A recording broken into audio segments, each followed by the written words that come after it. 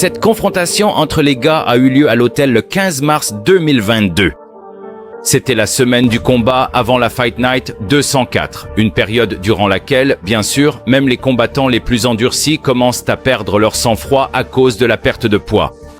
Et en plus de cela, nous avons des athlètes professionnels indisciplinés qui se méprisent mutuellement. Et quelle est la raison de ce mépris? Eh bien, si on y regarde de plus près, c'est assez simple. Comme beaucoup d'autres rivalités dans ce sport, celle-ci a commencé à cause de la popularité du Scuser, qui a fait irruption à l'UFC avec un engouement attirant l'attention de tous les jeunes loups du circuit. L'un de ses prédateurs était El Matador, qui a essayé de défier Paddy pour un combat mais n'a pas obtenu de réponse. Et si quelque chose comme ça arrive, vous connaissez Paddy, ce bagarreur a toujours la répartie facile. Un mot en a entraîné un autre. Puis ils ont développé des différends qui, avec le temps, n'ont fait que s'accentuer, accumulant de plus en plus de raisons de se détester, jusqu'à ce que cette boule de neige finisse par s'effondrer. Et c'est exactement ce qui s'est passé lors de leur première rencontre dans cet hôtel.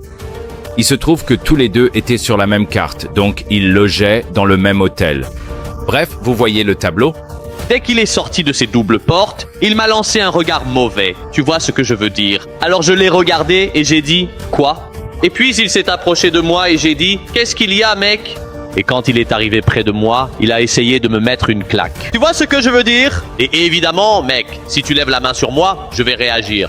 Donc je ne l'ai pas frappé parce que je n'allais pas me casser la main et ne pas pouvoir me battre et gagner mon argent le week-end. Alors j'ai reculé, j'ai attrapé un flacon de gel désinfectant et je lui ai lancé sur la tête. Et puis il a tenté un coup de poing que j'ai esquivé assez facilement. Il a juste un petit complexe d'infériorité, tu vois.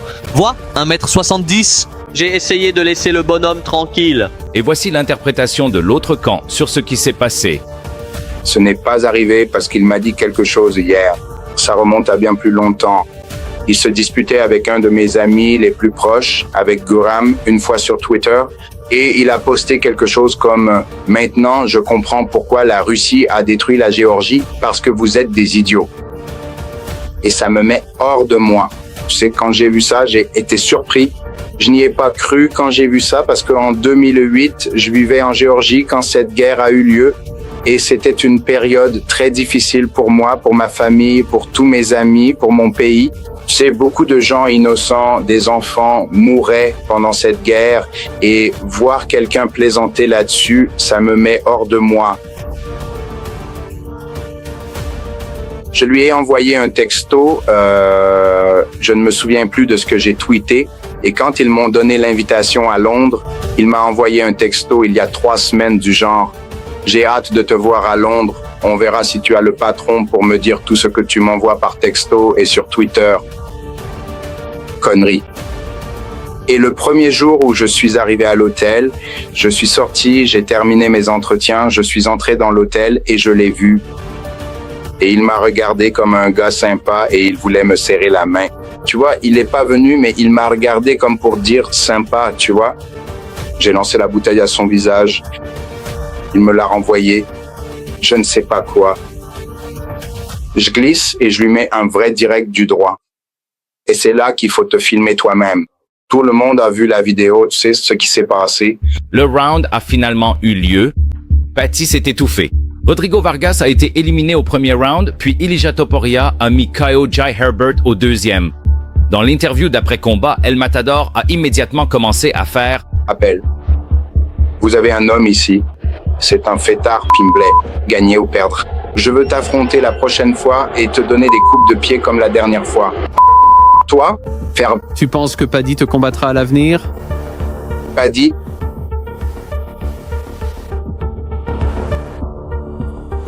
Jamais, jamais de la vie. Je ne pense pas. Peut-être que si Dana reste avec lui comme avec une arme, peut-être que oui.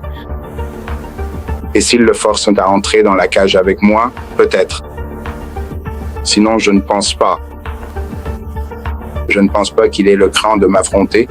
C'était le seul combat de l'Espagnol géorgien dans la catégorie des poids légers à l'époque. Après cela, il est retourné chez les poids plumes, poursuivant l'objectif d'obtenir un combat pour le titre. Pendant ce temps, Pimblet continuait de concourir dans sa propre catégorie de poids. Le boxeur originaire de Liverpool a décroché une nouvelle victoire le 23 juillet lors de la deuxième soirée de combat à Londres avant d'obtenir une place pour l'événement principal.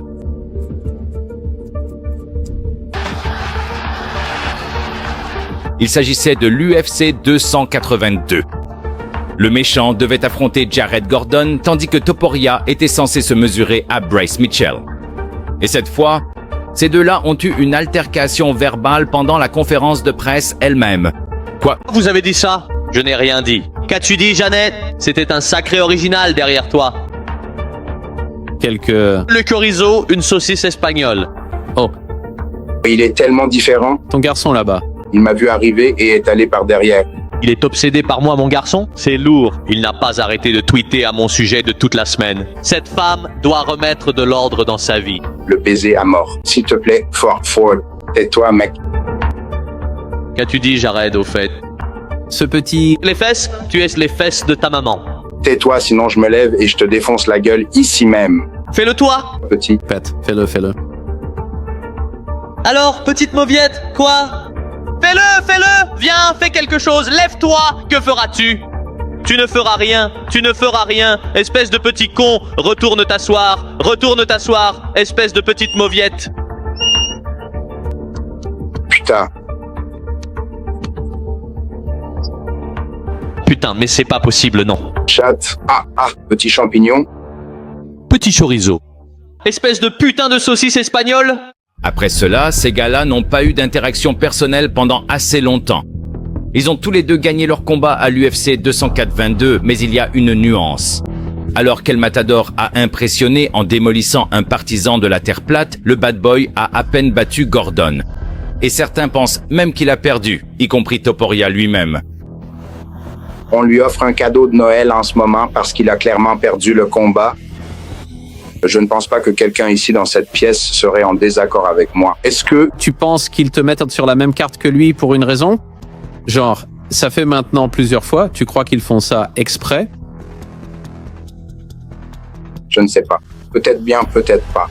Mais en même temps, j'ai l'impression que l'UFC le protège de moi, tu vois. Je ne sais pas pourquoi. En réalité, c'est le combat qu'on devrait organiser maintenant parce que c'est l'un des plus gros combats, je pense, à l'UFC. On pourrait parfaitement vendre un pay-per-view. Je le pense. Ce combat excite plus de gens que beaucoup de combats pour le titre. Que les matchmakers de l'UFC aient protégé Pimblit de Topuria ou non, nous ne le saurons jamais. Mais l'histoire nous montre clairement qu'ils ne se sont effectivement jamais croisés depuis ce moment-là. Et Paddy a été lentement poussé dans le classement de la catégorie lightweight, tandis qu'Ilya était occupé à tout détruire chez les featherweight. En fait, ils n'ont pas vraiment parlé l'un de l'autre pendant cette période.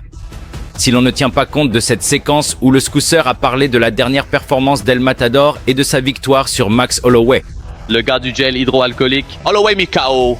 Je ne l'attendais pas, mais il a mérité son dû. La finition est excellente. Max était un boxeur plus expérimenté et techniquement supérieur, mais Ilya est incontestablement le meilleur, démontrant une force et une détermination exceptionnelles dans chaque combat. Que dire de plus? C'est une performance remarquable.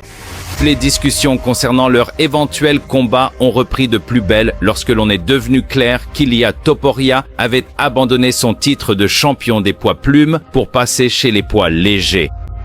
Qui plus est, le Géorgien d'origine espagnole n'a pas retiré ses propos et son mépris envers le Liverpoolien. Donc, j'espère vraiment qu'il se mettra un jour dans une position où nous pourrons partager l'octogone. Petit bouton. Petit bouton. Ouais, bouton de fête. puis il y a eu un autre épisode important d'interaction entre Paddy et Topuria. Mais étonnamment, dans ce cas, il n'y a eu ni animosité, ni conflit, ni insulte, ni tentative de se battre. C'était tout le contraire. Ils ont souri. Ils se sont tapés dans la main comme de vieux amis qui ne s'étaient pas vus depuis longtemps. Et c'est tout. C'était drôle quand Elliot est passé, il m'a regardé et il a fait ce geste. Sur scène, en passant près de lui, on a ri tous les deux. Je me suis dit que ce serait drôle d'y aller et il a fait ça sur ma main. Et il m'a fait un high five. On ne s'aime peut-être pas, mais on a bien rigolé à ce moment-là. En ce moment, il ne se passe rien entre ces gars. Littéralement rien. Cependant, Étant donné la transition d'Ilya vers la catégorie des poids légers et la dernière victoire du Baddie sur Michael Chandler, il devient évident que le grand combat entre ces deux-là pourrait être l'une des options de la meilleure ligue du monde dans un avenir proche. Ça m'a fait rire quand il a dit... Qu'est-ce qu'il a dit déjà? Il m'a traité de gros. Je vais te dire un truc, tu n'arrives même plus à faire le poids dans ta propre catégorie dont tu es le champion et tu essayes de me traiter de gros. C'est un nain, mec. Il est minuscule. Il est plus petit que Michael Chandler. Tu verras ce que je vais faire à Michael Chandler samedi prochain quand je vais le démonter. Et ce sera un plan de jeu très similaire contre D'Elia. Il est petit, il avance en balançant des coups. Je vais le balayer dans tout l'octogone et je vais soit le mettre KO, soit le soumettre. Quand tu commences à plaisanter sur ce genre de choses, assure-toi juste qu'on ne se croise pas. N'importe où, parce que je vais t'arracher la tête. Tu vois ce que je veux dire, hein? Il veut se faire mousser en se moquant des gens. Et ce n'est pas comme ça que je veux me faire un nom. Ouais, j'adorerais me battre contre le Chirito, mec. Tu vois ce que je veux dire? Je le dis depuis des années. J'adorerais me battre contre lui. Et maintenant qu'il est monté à 55, c'est vraiment possible. On dirait qu'il attend juste Islam sans bouger. Mais personnellement, je pense que c'est moi qui devrais l'accueillir dans la catégorie des poils légers. Il y a déjà une histoire toute faite. Tu ne le ferais pas. Tu danserais, ton ami. Ouais, tu ne penserais pas. Avec ça? Tu n'aurais même pas besoin d'un titre pour ce pay-per-view. Moi contre lui pourrait simplement être l'affiche principale du pay-per-view. Tu vois ce que je veux dire? Il n'y aurait pas besoin d'un autre combat pour que ça se vende tout seul. Je mettrai Justin Gage contre Patty Pimblett, moi contre l'islam. Une fois que je l'aurai dépassé, j'obtiendrai le titre et vous me mettrez contre le parti. Parce que je pense qu'il va... Tu crois que Paddy va battre Justin Gage? Facile. Ouah. Vraiment? Facile? Oui, facile. Vraiment facile? Ouais. Ouah. C'est absurde de dire ça car Justin Gage est une bête sauvage. Oui, mais il ne sait pas se battre au sol. Ce qui m'enthousiasme le plus, c'est le combat contre Paddy. Vraiment? Oui, ce combat m'enthousiasme encore plus. Et s'il pouvait organiser ce combat en Espagne, au stade Bernabéu... Que pensez-vous personnellement de cette rivalité? N'hésitez pas à laisser votre avis dans les commentaires ci-dessous. N'oubliez pas de vous abonner à la chaîne pour ne pas manquer les nouvelles vidéos. Et bien sûr, mettez un like si celle-ci vous a plu. À très bientôt.